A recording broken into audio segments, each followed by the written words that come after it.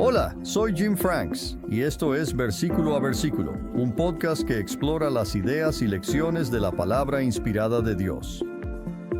La pregunta que exploraremos hoy es simple pero compleja, fácil de entender pero difícil de comprender. Ahora bien, aquí está la pregunta: ¿cuál es el propósito de la iglesia? Aunque es central en la vida de un cristiano, ¿realmente hemos examinado lo que la Biblia nos dice en lugar de nuestras propias ideas?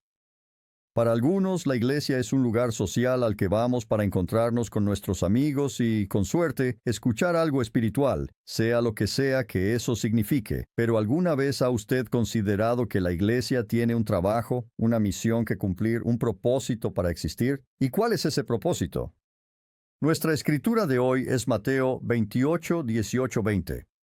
Leamos estos versículos y luego expliquemos lo que nos dicen sobre el propósito de la iglesia. Y Jesús se acercó y les habló diciendo: Toda potestad me es dada en el cielo y en la tierra. Por tanto, id y haced discípulos a todas las naciones, bautizándolos en el nombre del Padre, y del Hijo, y del Espíritu Santo, enseñándoles que guarden todas las cosas que os he mandado. Y he aquí yo estoy con vosotros todos los días hasta el fin del mundo. Amén. Noten que estas son las instrucciones finales dadas a los discípulos antes de la ascensión de Cristo al cielo por segunda vez. Se nos dice que Él ascendió al Padre el día después de su resurrección como cumplimiento de la ofrenda de la gavilla mecida, la cual tenía lugar el domingo siguiente a la Pascua, y durante los días de los panes sin levadura. Según las Escrituras, para el final de ese mismo domingo, Cristo ya estaba de regreso en la tierra, reuniéndose y conversando con sus discípulos. Según Hechos 1:3, Jesucristo enseñó a los discípulos, cito, hablándoles acerca del reino de Dios. Fin de la cita. Durante un periodo de 40 días, después de lo cual ascendió al cielo e instruyó a los discípulos a esperar en Jerusalén la venida del Espíritu Santo, lo cual ocurrió en el día de Pentecostés, el 50º día desde el domingo de la ofrenda de la gavilla mecida. Estos versículos, junto con otros, nos ayudan a identificar la responsabilidad principal de la iglesia: predicar el Evangelio al mundo, el verdadero Evangelio, y no uno nebuloso acerca de la persona de Jesucristo. De hecho, durante su profecía del Monte de los Olivos en Mateo 24:14, Jesucristo declaró: «Y será predicado este Evangelio del reino en todo el mundo, para testimonio a todas las naciones, y entonces vendrá el fin». Fin de la cita. Creemos que esta es la misión de la iglesia: proclamar el verdadero evangelio, las buenas nuevas del reino de Dios a todas las naciones, y continuar haciéndolo hasta el fin de la era. Pero hay más. Aquí es donde entra Mateo 28. En los versículos 18 al 20 leemos que a medida que se predique este evangelio, habrá discípulos. Con este entendimiento, vemos que la iglesia no solo es responsable de predicar el evangelio como testimonio, sino que también es responsable de hacer discípulos, bautizar a las personas y enseñarles a guardar todas las cosas que os he mandado. Ahora, algunos dicen que esta parte de la misión fue cumplida por los discípulos en el primer siglo.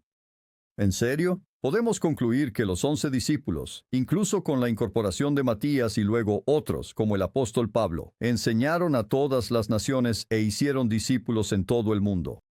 Aunque los apóstoles viajaron por todas partes predicando el Evangelio, les fue imposible llegar a todas las naciones en su época. Entonces, ¿cuál es el propósito de la iglesia hoy? Principalmente es predicar el verdadero Evangelio al mundo, a todas las naciones. Y por primera vez en la historia del mundo, ahora tenemos tecnología que hace posible alcanzar al mundo a través de Internet. Pero el propósito de la iglesia no es solo predicar el Evangelio, también es bautizar a quienes se arrepienten y enseñarles a guardar todas las cosas. ¿Cómo se predica un mensaje central?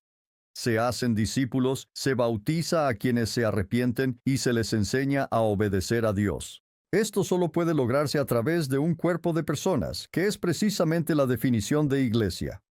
Como un tema aparte, algunos ven Mateo 28:19 como prueba de que Dios es una Trinidad, compuesta por 3 seres iguales. Aunque esto es comúnmente aceptado en el cristianismo tradicional, en realidad no es cierto.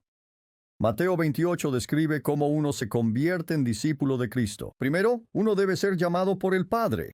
Luego, al aceptar el sacrificio de Cristo y arrepentirse, la persona es bautizada y recibe el Espíritu Santo mediante la imposición de manos, lo que sella a la persona como hijo de Dios, un discípulo de Jesucristo.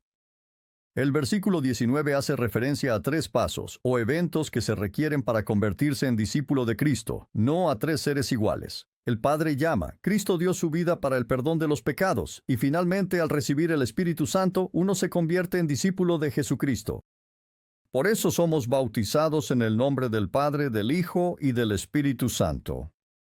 La palabra en es en realidad una mejor traducción y aparece en varias ediciones de la Biblia, incluida la American Standard Version. Entonces, ¿cuál es el propósito de la Iglesia? Predicar el Evangelio al mundo y hacer discípulos de aquellos que son llamados, que se arrepienten y son bautizados. Esta misión no se completará hasta el regreso de Jesucristo.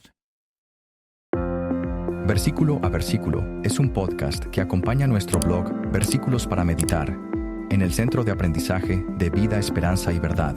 Revise las notas para saber más.